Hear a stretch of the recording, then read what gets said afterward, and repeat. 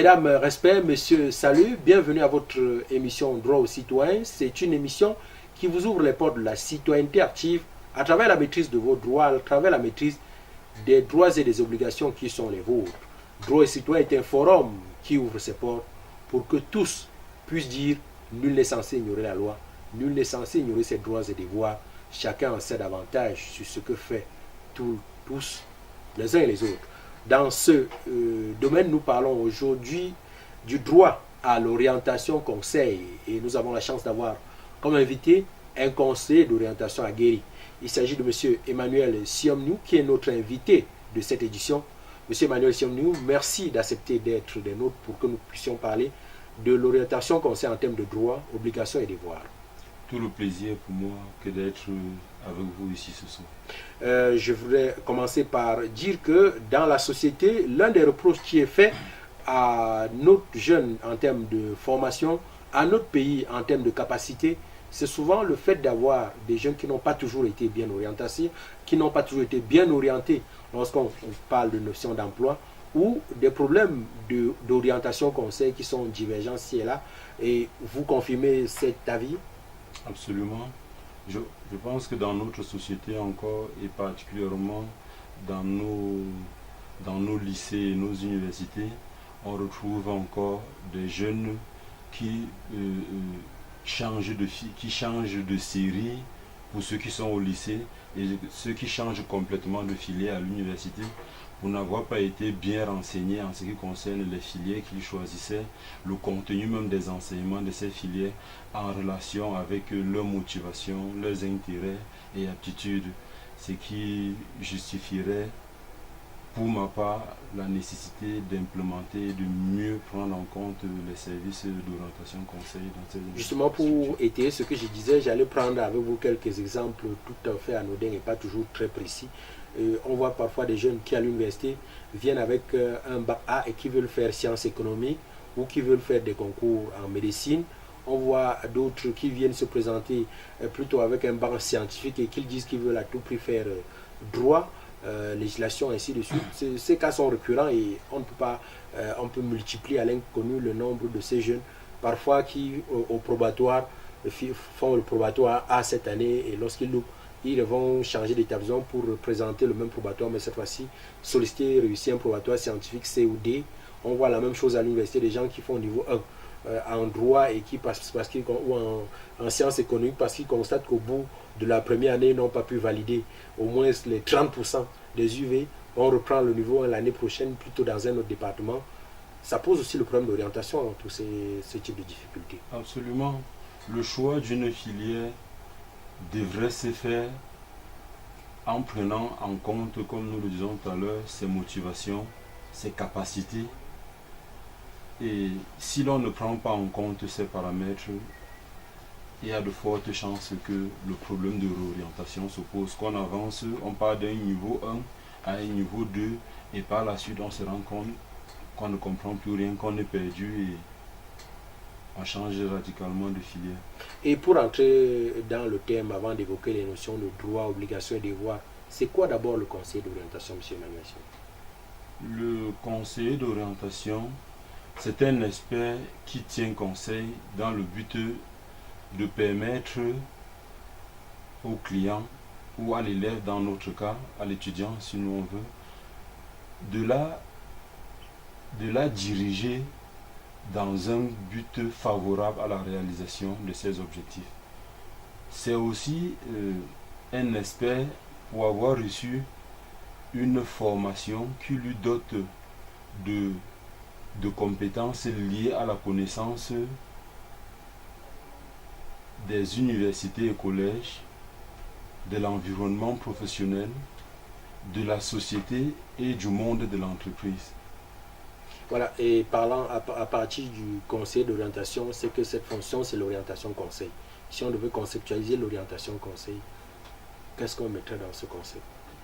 Bon, on dira tout simplement que c'est une pratique éducative de type continu, puis c'est la notion de continuité là-dedans, de type continu qui permet à l'apprenant de choisir lui-même le type de formation qui sied à ses compétences, à ses objectifs, à ses motivations à s'y adapter et à pouvoir résoudre ces problèmes d'ordre sociaux, individuels, relationnels,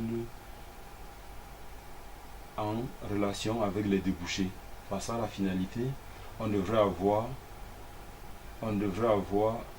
un homme qui puisse utiliser les connaissances qu'il a engrangées à l'école pour opérer une transférabilité dans le monde professionnel. Donc il doit être employable en un mot. Oui, vous avez bien parlé de la notion de continuité, c'est-à-dire un prolongement, c'est un suivi permanent. Mais on a l'idée préconçue à l'observation que régulièrement, c'est lors des forats ou lors des journées dédiées à l'orientation conseil qu'on voit les conseils d'orientation sortir des bois et présenter leur expertise. Est-ce qu'il n'y a pas une obligation pour que cette continuité soit faite de manière visible et permanente? Le gouvernement camerounais, fort heureusement, a prévu des textes qui régissent l'activité du conseil d'orientation dans toutes les structures où il est supposé se retrouver. Dans un établissement scolaire, pour prendre le cas de cet environnement-là, le conseil d'orientation par semaine a 32 heures au travail. Des 32 heures, il a 6 heures qu'il effectue dans les salles de classe, dans le cadre des sessions de formation ou des causeries éducatives qu'il fait avec les élèves. Le reste, il les utilise au bureau dans le cadre de counseling, de l'écoute, l'examen psychologique. Bref, ce temps-là, il l'utilise pour individualiser le service parce qu'en fait, pour faire court, le conseil d'orientation dans cet établissement mène 2 activités principales. Le conseil en orientation et l'éducation en orientation. Le conseil en orientation est de sens psychologique et individuel. C'est donc ce qu'il fait dans un bureau aménagé et préparé à cet effet avec l'apprenant, où il lui donne la possibilité de s'ouvrir individuellement pour que l'on puisse l'aider à adapter ses pensées à l'environnement scolaire. L'enfant peut m'arriver avec des problèmes extrascolaires qui viendraient de sa famille ou même de l'établissement, mais pas en rapport avec la pédagogie ou la discipline. Et c'est le lieu par excellence pour voir dans ce cadre. En revanche, l'éducation en orientation est de sens collectif. Et à ce moment, il y a en fait des sessions de formation, des sessions de formation qui sont dans un document établi par le ministère et permet au conseil d'orientation d'aborder des thèmes qui sont subdivisés en modules avec les apprenants. Ça veut donc dire que le travail du conseil d'orientation n'est pas seulement spontané, il est aussi permanent. Le travail du conseil d'orientation est permanent. Ce n'est pas un travail qu'il improvise, c'est un travail qui est programmé.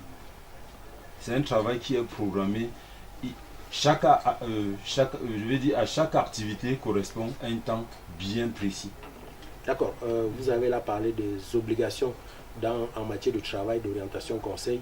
Mais si on s'intéresse maintenant aux bénéficiaires que sont par exemple les enfants, les jeunes, quels sont les droits d'un enfant par exemple pour qu'il y ait, comme ça on peut permettre la technologie, pour qu'il ait droit à l'orientation conseil, pour ne pas se retrouver demain, pourquoi pas désorienté? L'enfant a tout d'abord le droit à l'information, la bonne information. Et le conseiller d'orientation dans un établissement scolaire ou dans une institution universitaire me semble être par excellence la personnalité adéquate pour apporter à cet apprenant les informations dont il a besoin pour pouvoir au mieux gérer ses études. L'enfant également a le droit d'être assisté. Et c'est justement à ce niveau que le conseil d'orientation vient donc aider l'apprenant, c'est-à-dire apprendre à l'apprenant à apprendre, lui apprendre à vivre en société avec les autres, lui apprendre à comprendre les modifications dont son corps est l'objet à un certain stade, notamment dans le cadre de la puberté et autres. Il apprend également à l'apprenant à travailler. Donc, si on veut résumer ces droits-là, le conseiller d'orientation se retrouve donc dans l'obligation de former l'enfant à la maîtrise de ses droits, notamment le droit à l'éducation, le droit à l'information, le droit à l'assistance, le droit au travail, le droit à la maîtrise de ses compétences. Absolument. Et à partir de ces droits, quelles sont en ce moment-là les obligations de l'enfant? L'enfant a l'obligation d'être discipliné où qu'il se trouve. L'enfant a l'obligation d'être discipliné. L'intégrité de l'enfant devrait se manifester dès lors qu'il se retrouve dans cet environnement scolaire. En ce moment-là, on a comme l'impression, surtout que cette obligation n'est pas toujours coercitive. Coercitive, on voit parfois les enfants, pour prendre des cas anodins, où le conseiller d'orientation, au vu de ses compétences, oriente peut-être l'enfant vers une série spéciale. L'enfant se décide de passer au-delà de cette orientation pour aller là où il veut.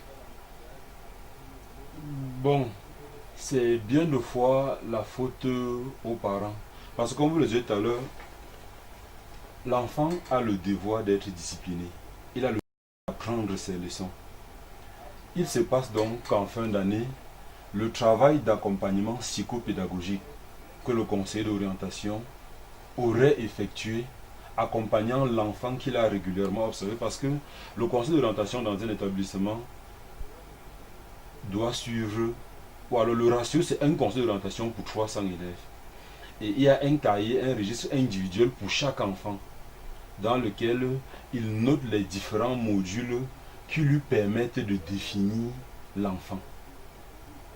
À la fin d'année donc, le conseil d'orientation, puisque le conseil d'orientation ne prescrit pas une orientation, il conseille une orientation, compte tenu des paramètres que nous avons évoqués précédemment, oui. La capacité de l'enfant, sa motivation, ses intérêts, le marché de l'emploi, et même les résultats aux tests psychologiques, puisque dans beaucoup d'établissements aujourd'hui, on administre des tests psychotechniques aux enfants pour pouvoir, qui viennent en complément, qui viennent davantage accroître la visibilité, le champ de vision du conseiller d'orientation. Seulement, bien de fois, l'enfant s'inscrit en faux, le parent parfois, l'enfant peut avoir une culture littéraire immense, avoir un talent sans pareil. Un enfant peut être comparable à Shakespeare et le parent vous dit non, celui-ci, je le veux ingénieur, je le veux pilote. Qu'il vous plaise ou non, c'est ce que mon enfant devrait faire. Certains parents s'entêtent au point même de changer l'établissement. Alors qu'il y a toute une batterie d'éléments, d'arguments qui permettent de savoir où orienter l'enfant. On prend en compte les notes de l'enfant.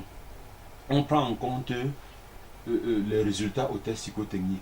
On prend en compte les vœux des parents, on prend en compte les débouchés, l'environnement socio-professionnel, puisque la finalité en fait c'est l'emploi. L'enfant doit pouvoir se socialiser, s'adapter et être productif à la fin. L'employabilité de l'enfant devrait être requis, parce que qu'on le veut ou non, l'éducation orienter l'éducation, c'est mettre des garde-fous pour que, à terme de la formation de l'enfant, qu'il soit employable. Donc l'éducation orientée devrait produire. Voilà pourquoi en fait, voilà le pourquoi même de l'orientation conseil. L'éducation orientée forcément devrait produire. D'accord. Donc à partir de l'orientation conseil, le droit viendrait du fait que si on est bien orienté, on va avoir une production ou un produit bien exploitable, bien utilisable. Si je m'en tiens aussi à ce que vous avez dit, on voit que le conseil d'orientation conseille l'orientation, pour le dire de manière triviale, de l'enfant ou de l'individu quelconque. Mais il se trouve bien souvent que pour aider ces personnes à accomplir ses droits ou à assumer ses devoirs, le conseil d'orientation se retrouve lui-même désarçé parce qu'il n'a pas de largesse pour obliger, pour contraindre quiconque à le faire. Vous avez par exemple 32 heures à assumer. Contrairement à l'autre enseignant, pour prendre le cadre scolaire, contrairement à l'enseignant lambda, qui sait qu'il y a des méthodes comme l'évaluation, qui contraindrait l'enfant à être présent parce que l'enfant veut évaluer ou avoir une moyenne dans cette matière. Qu'est-ce qui est élément contraignant qui peut pousser l'enfant à prêter une oreille attentive à ce que dirait le conseil d'orientation? La qualité des prestations que lui offre le conseiller d'orientation. Quand l'enfant est convaincu, est persuadé de ce qu'il est au centre des priorités, il n'y a pas de raison qu'il se détourne de la vision qui est la vôtre. Tout enfant veut réussir. S'il est convaincu que le chemin que vous lui présentez est forcément celui qui conduit à sa réussite, il prêterait une oreille attentive à votre réponse. D'accord. Donc, d'abord, il faut que le conseil d'orientation ait les compétences pour pouvoir attirer l'attention de ceux à qui il s'adresse. Tout à fait. Et que, bon, généralement, dans les établissements, le conseil d'orientation est en proie à d'immenses conflits, notamment parfois avec nos collègues qui sont en charge de la discipline et qui font beaucoup plus dans la discipline répressive. Or, le conseil d'orientation, lui, fait dans la discipline préventive. Ce qui n'est pas toujours suffisamment, ce qui n'est pas toujours bien perçu par bon nombre de nos collègues qui pensent quelquefois, qui vont même jusqu'à estimer qu'on monte les enfants contre eux, ou alors qu'on rend les enfants laxistes. Or, il y a tout un processus qui expliquerait cela. Puisque le confident par excellence de l'apprenant dans un établissement scolaire, c'est le conseil d'orientation. Il y a bien de tard que le conseil d'orientation perçoit et inhérent même à la famille de l'enfant. C'est pour cela que bien de fois le conseil d'orientation se trouve obligé de convoquer le parent. Bon, puisqu'il n'y a pas d'acte isolé dans un établissement scolaire, il le fait par l'entremise de sa hiérarchie. Mais il y a des mentions qu'on porte sur la convocation, faisant en sorte que quand le parent se présente, on sait qu'on va le référer au conseil d'orientation parce que c'est lui qui a initié la convocation. Donc, je rappelle à ceux qui nous écoutent, l'émission C'est droit aux citoyens. Nous parlons du droit à l'orientation conseil.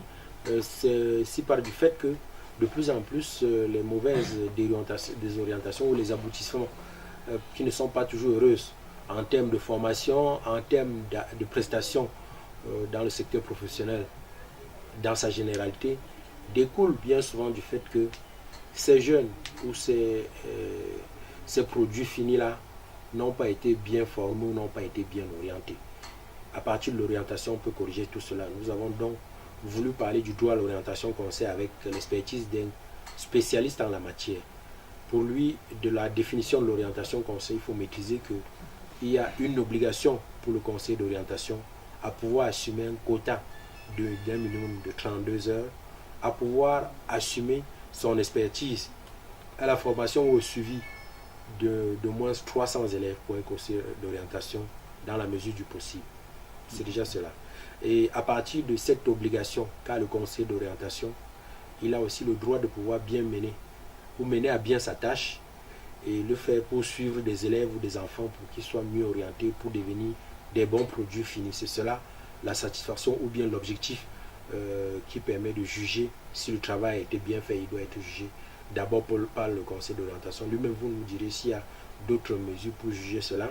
Mais parlant des droits des enfants, vous nous assurez déjà que à travers l'expertise du conseil d'orientation, du conseiller, l'enfant ou celui qui est présenté entre guillemets comme le client doit avoir droit à l'information, droit à l'assistance, droit à la formation, droit à la maîtrise de tout ce qui peut lui permettre de mieux s'orienter.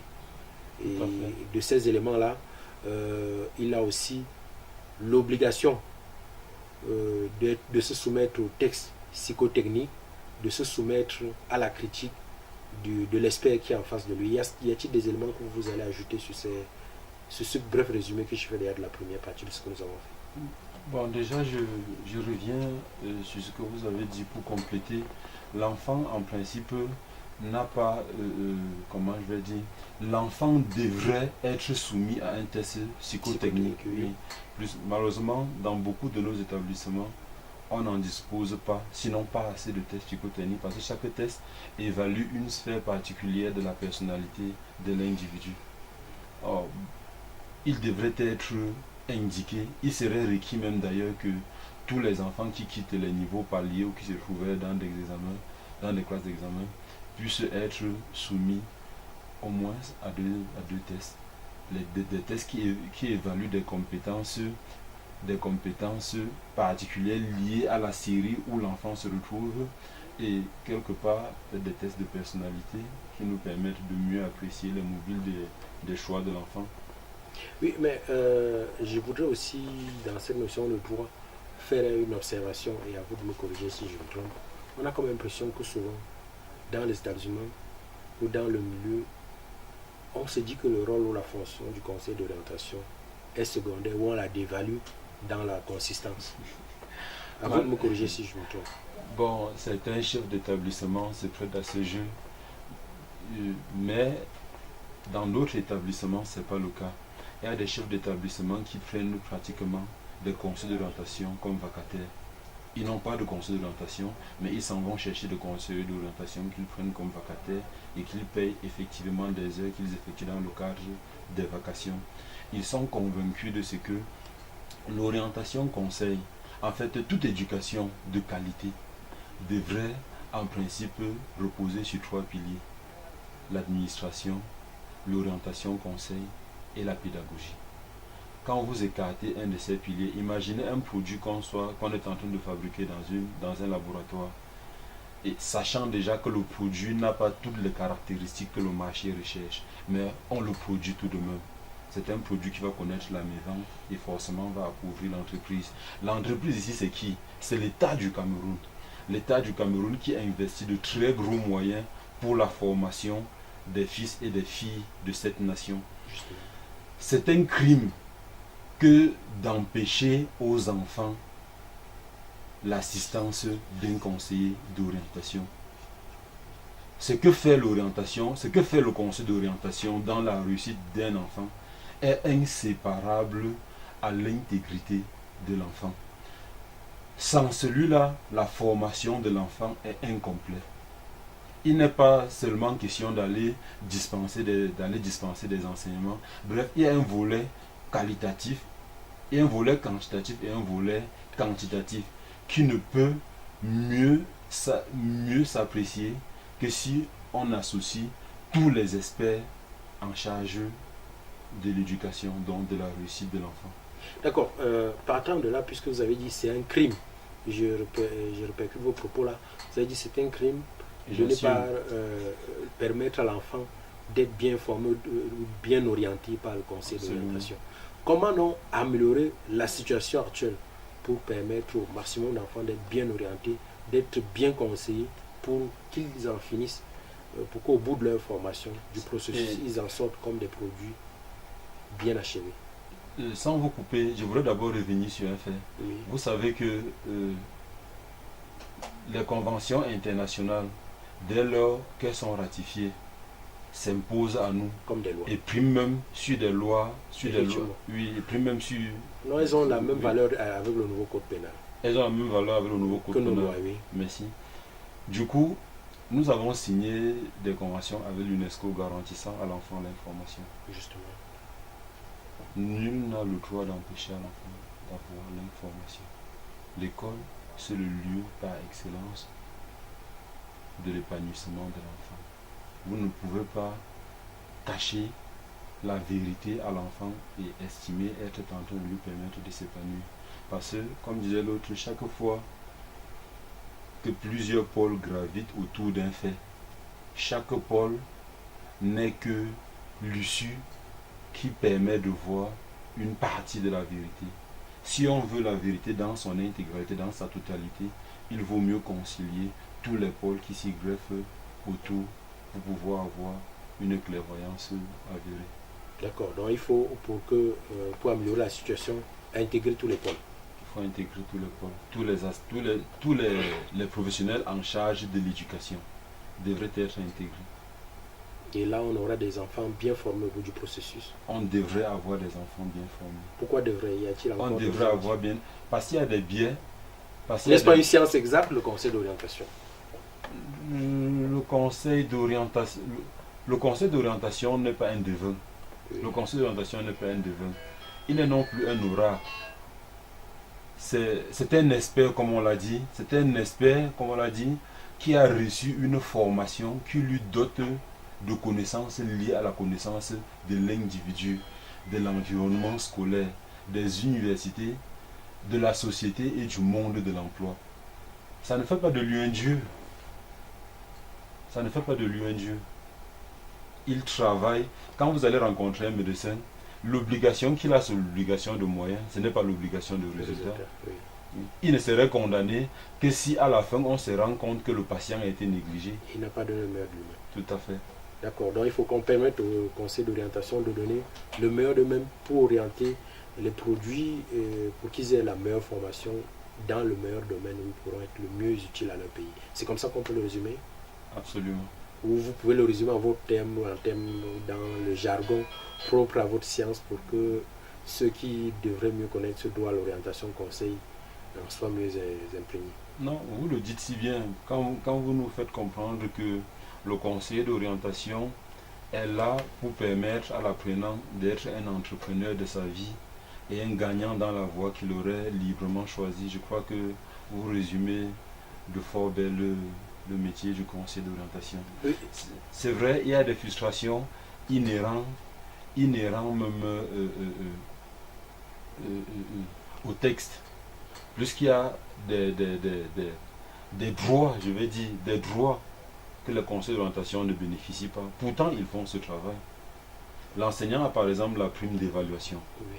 Le conseiller d'orientation ne reçoit pas la prime d'encadrement psychopédagogique. Ce qui est une très grosse injustice. S'il reste avéré que certains conseillers d'orientation ont failli en ce qui concerne l'encadrement psychopédagogique, est-ce dit que tous les conseillers d'orientation dans le triangle national ont failli à cette mission-là? J'y crois peu. Je pense qu'il y a eu là une volonté délibérée de frustrer le conseil d'orientation. Et je prie grandement les autorités en charge de l'éducation de corriger ce problème. Et je sais qu'ils le feront, puisqu'ils font tout ce qui est de leur possible pour pouvoir permettre aux professionnels dans différents domaines d'exercer pleinement ce noble métier. Je prends sur moi de le dire, et on a aussi souvent l'impression que le conseil d'orientation est un peu le parent pauvre, même sur le plan de l'ascension du profil de carrière. Par exemple, dans les lycées, mais ils ne peuvent que s'orienter ailleurs dans d'autres départements parce que peu finissent proviseurs alors que les professeurs de toutes les autres disciplines ont toutes les chances de finir. Je prends sur moi de le dire, ne vous demandez pas de le commenter. Et si je devrais plutôt vous demander d'apprécier avant qu'on ne sorte de la fin de cette émission cette question qui me vient d'ailleurs. Si un parent voudrait avoir une séance de travail avec un conseiller d'orientation et son fils pour l'aide ou le soutien, l'orientation de ces derniers, comment cela se passe? C'est dans le cadre scolaire ou dans le cadre privé? Dans le cadre scolaire, puisque comme on le disait tout à l'heure, l'établissement scolaire est un ensemble d'éléments en interaction. Et les actes isolés sont proscrits dans un établissement scolaire. Oui. Donc, si le parent peut convoquer, le parent peut choisir délibérément de venir au lycée rencontrer le conseiller d'orientation, s'il le veut. Bon, il reste à avérer que tous ces faits vont être d'une manière ou d'une autre portés à la connaissance de la hiérarchie de l'établissement.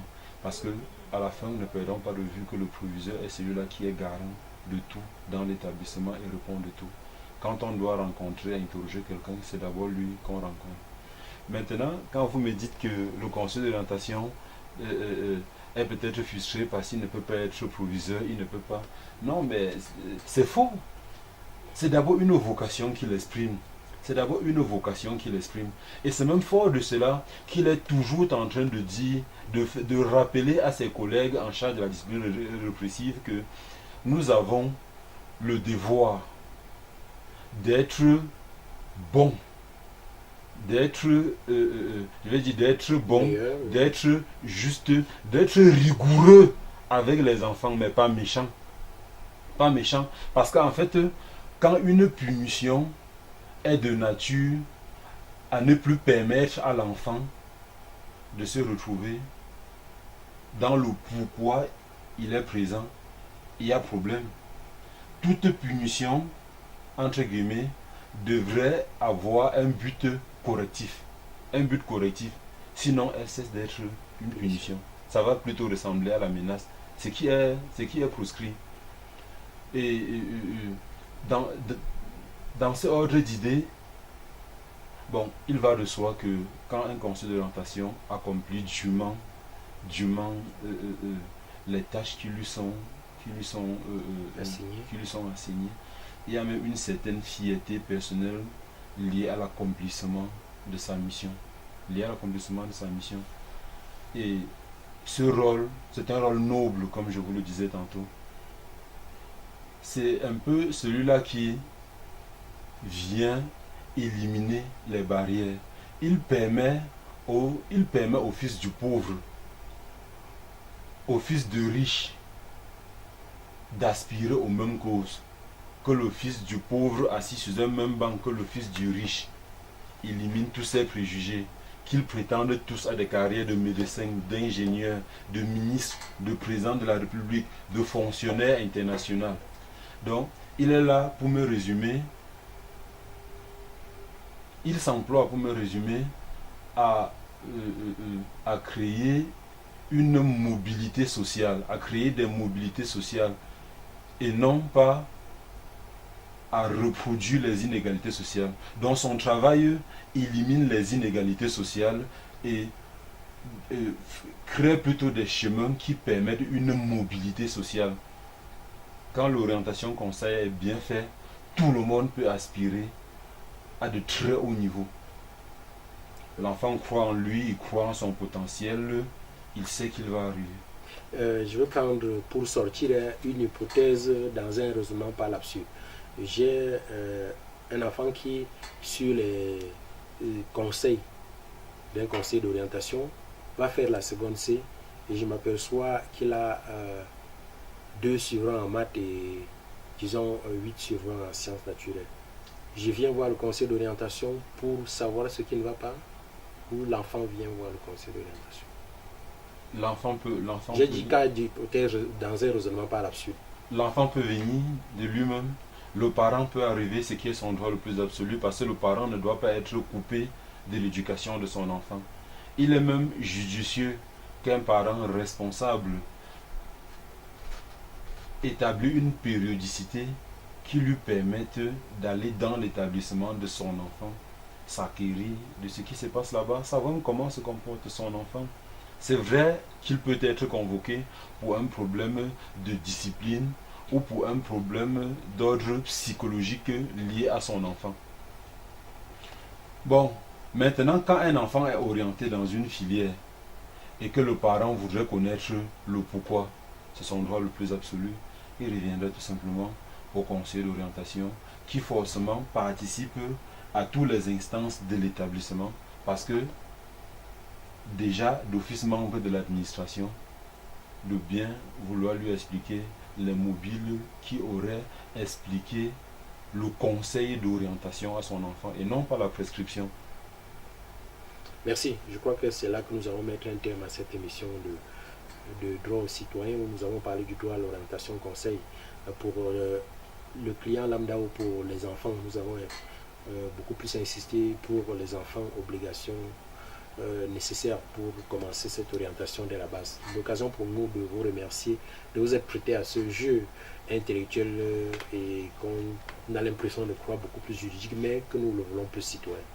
bâtir le Cameroun est notre devoir. Chaque fois qu'il est possible d'apporter des éléments de repère aux jeunes, aux Camerounais de tous bords, c'est une fierté. Une fierté que nous partageons avec vous, cher public. Merci d'avoir été des nôtres. Merci d'avoir écouté cette tranche à vous réserver. Vous êtes mieux outillés, mieux connaisseurs actuellement des notions de droit ou de citoyenneté concernant l'orientation conseil. À vous d'en faire bon usage. Bye bye et à la prochaine édition.